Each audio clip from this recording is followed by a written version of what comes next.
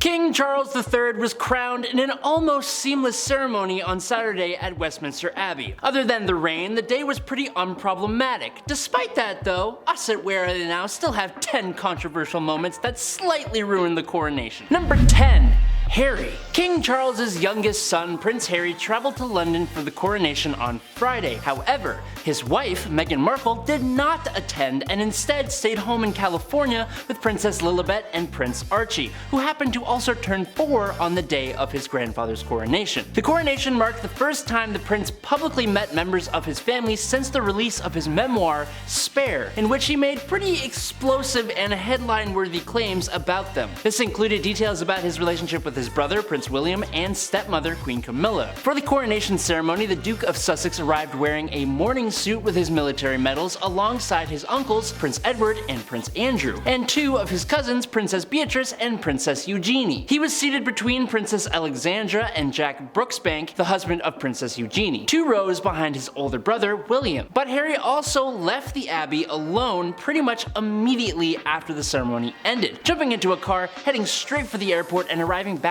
in LA at about 7:30 p.m. for the rest of his son's birthday. Harry did not appear on the Buckingham Palace balcony for the finale, with the palace confirming earlier that he had no formal role at the event. Number 9. The costs. One of the biggest controversies surrounding the coronation is how much it actually costs. While that number isn't confirmed, it's estimated that it would range between 50 million and 100 million British pounds. That's a lot of money. But the worst part about it is where that money comes from. Since the coronation is a state event, it will be paid for by the UK government, aka it will technically be paid for by the British people. While that would make people upset on its own, the United Kingdom is currently dealing with a cost of living crisis. So at the same time there's a ceremonial event that costs millions and millions of pounds being put on, everyday folks are struggling just to make ends meet. It's not really great and it looks really bad, because it is. The argument against these costs is that the event will actually boost up the British economy in the hospitality industry specifically, but I'll reserve my judgment till I see that actually happen. Number 8. The monarchy. Bouncing off that last point, it's really worth noting that there is a very real conversation happening in not only England but many of the countries that hold allegiance to the crown about whether the British monarchy should even continue to exist. A YouGov poll found that only 32% of 18 to 25-year-olds in England believe the monarchy should even exist. On top of that, more than 1,500 protesters holding "Not My King" signs gathered at Trafalgar Square as the royal procession went by. Graham Smith, chief executive of the anti-monarchist group Republic, called the coronation, quote, "a celebration of a corrupt institution," and it is a celebration of one man taking a job that he has not earned. The coronation of King Charles has become a real moment of reckoning for the future of the monarchy itself.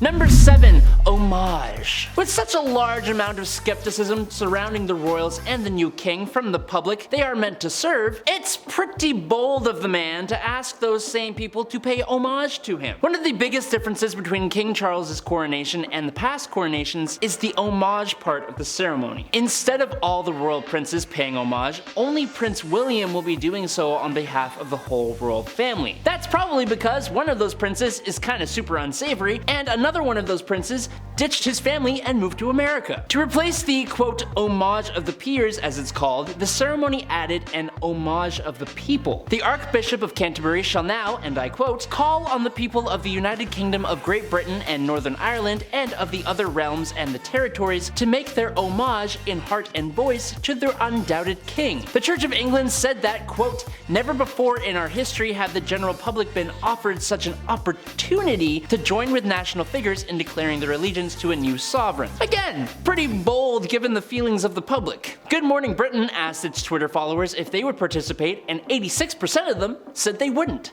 Yikes. Number 6. Andrew. As I said, one of the royal princes is kind of super unsavory, and yet he was there all the same. Being the siblings of Prince Charles III, Princess Anne, Prince Edward, and the controversial Andrew all attended the ceremony. Andrew, the Duke of York, was pretty famously stripped of his royal and military honors last year by his late mother, Queen Elizabeth III, following his association with a certain guy named Geoffrey. His presence at royal events is always uncomfortable, like he probably shouldn't be invited, just like his ex-wife was not invited to the coronation. But despite despite being stripped of his honors, Andrew is still a Knight of the Garter, which is an ancient order of chivalry. The Garter Knights have traditionally played a part in the coronation ceremonies, usually with 4 of them standing by the monarch. But ahead of the coronation, the Daily Mail reported that Andrew will have no ceremonial role since he is no longer a working royal, and that remained to be true. Still, it's icky when I see him in the room. Number 5. Louis. On a bit of a lighter note, Prince Louis, the youngest child of the Prince and Princess of Wales,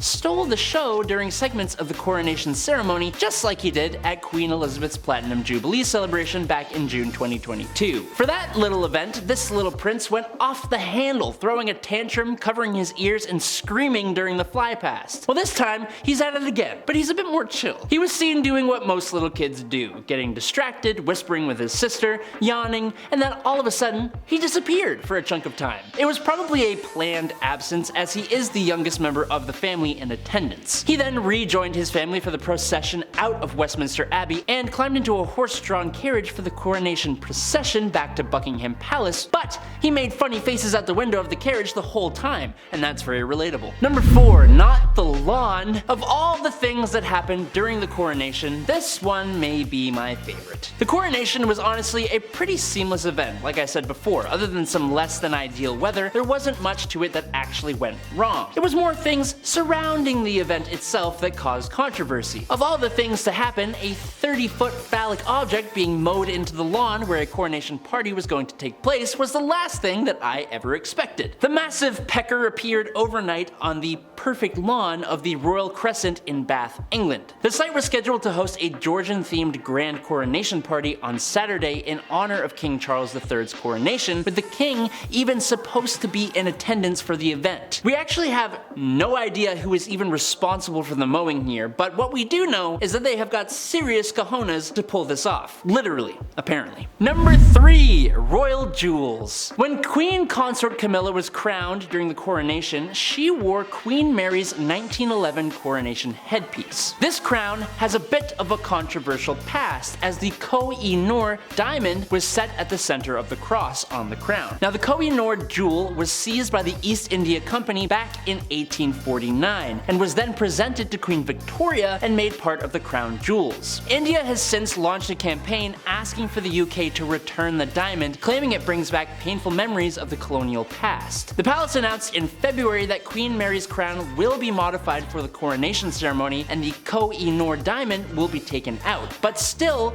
kept by England. It's not the only problematic piece though. The sovereign scepter with cross features the Cullinan diamond, also known as the Great Star of Africa. The Great Star diamond was discovered in a mine in South Africa in 1905 after British colonization. The diamond has caused a controversy for a while and has been suggested and campaigned for that the UK return the diamond back to its country of origin, but alas, it has not happened. There is also the Queen Consort's rod with dove. The rod Camilla will be given during the ceremony was made in 1685, but it's made of ivory. In 2014, Prince William reportedly campaigned for all items containing ivory to be removed from the royal collection, but I guess they missed one?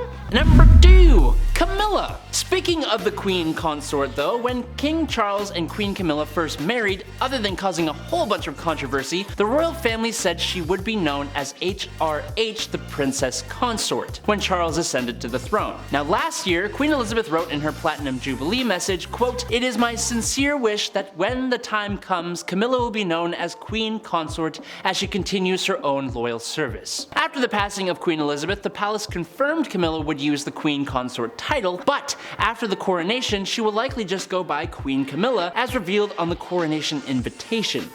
This isn't that controversial, but as you might know, many people aren't really a fan of Camilla given the way she found herself in the position she's in. You know, being the mistress while Charles was still married to the beloved Princess Diana. And finally, in at number 1, not who he wanted. As with most royal events, music is usually a big part of it. During the actual coronation ceremony, there is the coronation choir, but after the fact, the royals will attend a concert at Windsor Castle to celebrate the coronation. Big names like Katy Perry and Lionel Richie, 2 Americans, performed at the coronation concert among a decent amount of others, but there are a few names that we expected to see who were decidedly missing. Big British artists like Harry Styles, Elton John, Adele, the Spice Girls, and Ed Sheeran all said no to performing at the Coronation concert. A source told the Daily Mail, quote, "The king has suggested a number of people he would like to perform, and Adele and Ed were on that list. He was very keen that they were part of the concert. There's a team set up to get the talent signed up, but they were unavailable, which was a massive disappointment. They are titans of the showbiz industry and are quintessentially British, but also known across the globe. It's such a shame." Now, while it could just be booking issues, most of us believe that the real reason is that the royal family is just not the greatest institution to affiliate with if you want to stay in the good graces of your fans these days. If this isn't a sign that things may need to change, I'm not sure what is. And there you go. Thanks so much for watching here at Where Are They Now. I'll catch you all next time, but stay safe if there in the meantime. Peace out.